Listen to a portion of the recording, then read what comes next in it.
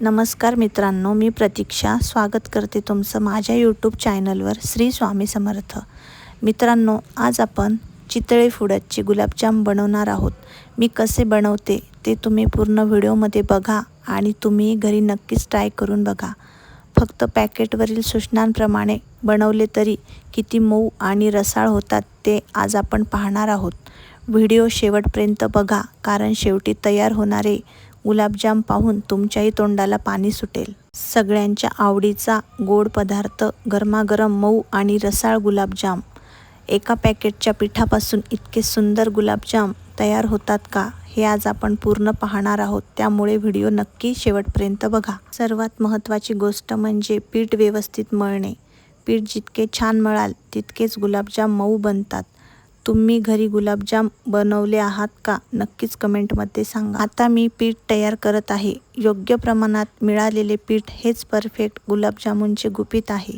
बघा मित्रांनो, पीठ किती छान तयार झाले आहे. आता याचे छोटे छोटे गोळे बनवूया. गोळे बनवायच्या आधी मी साखरेचा पाक हा बनवून घेते. एका पातेल्यामध्ये 2 कप साखर आणि 2 कप पाणी घेते. कारण माझं जेवढं पीठ आहे त्यानुसार मी पाणी आणि साखर घेतलं आहे. तुमचं जेवढं पीठ असेल त्याच्यानुसार तुम्ही साखर आणि पाणी हे ॲड करू शकता. गॅस मध्यम आचेवर ठेवायचा आहे. सतत साखर विरघळेपर्यंत आपल्याला ते हलवत राहायचं आहे. गुलाबजामसाठी योग्य पाक कसा ओळखायचा? गुलाबजामसाठी एकतारी पाक बनवायचा नसतो. पाक थोडासा चिकट वाटला पाहिजे, पण बोटामध्ये तार तयार होऊ नये. चमच्यावर पाक घेऊन खाली सोडल्यास तो पाण्यापेक्षा किंचित जाड दिसला पाहिजे.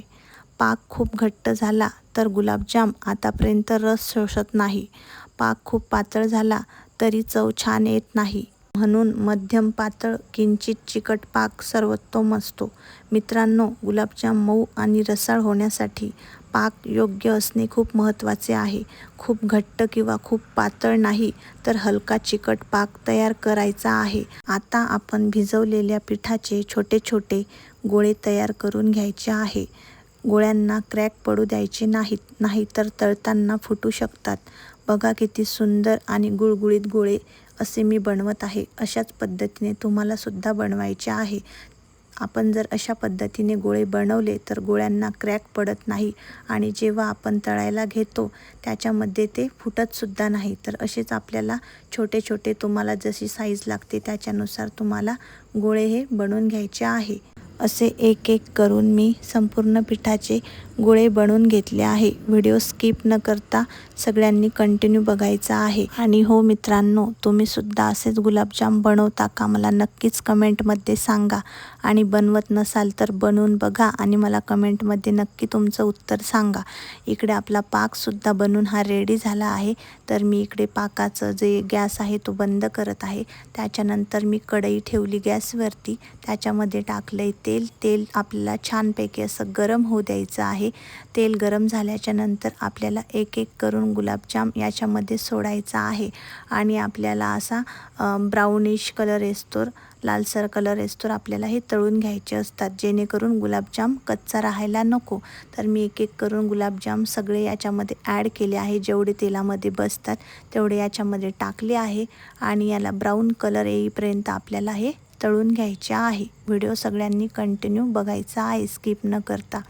तर बघा, याला ब्राऊन कलर येईपर्यंत आपण हे तळून घेत आहोत.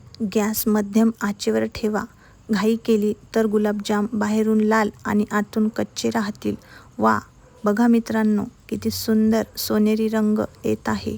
हा रंग पाहूनच तोंडाला पाणी सुटले. आता माझे गुलाबजाम सगळे तळून झाले होते. तळून झाल्याच्या नंतर बनवलेल्या पाकामध्ये मला ते सोडायचे होते. पाक थंड होण्यासाठी मी ठेवला होता. पाक थंड झाल्याच्या नंतर आपल्याला गुलाबजाम याच्यामध्ये सोडायचे आहेत. एक एक करून गुलाबजाम मी पाकामध्ये टाकत आहे. थोडा वेळ पाकात राहू द्या, म्हणजे प्रत्येक गुलाबजाममध्ये गोडवा मुरेल. वा मित्रांनो, आपले गुलाबजाम आता परिपूर्ण तयार झाले आहेत. बघा किती मऊ, रसाळ आणि बाजारात मिळतात त्यापेक्षा सुंदर दिसत आहे. तुम्हालाही असे गुलाबजाम खायला आवडतात का, कमेंटमध्ये टाका. आजचा व्हिडिओ तुम्हाला आवडला असेल तर व्हिडिओला लाईक करा, चॅनल सबस्क्राईब करा आणि बेल आयकॉन दाबायला विसरू नका. अशा सोप्या आणि चविष्ट रेसिपीसाठी भेटूया पुढच्या व्हिडिओमध्ये. Thank you so much watching for my video. भेटूया नवीन व्हिडिओमध्ये. धन्यवाद.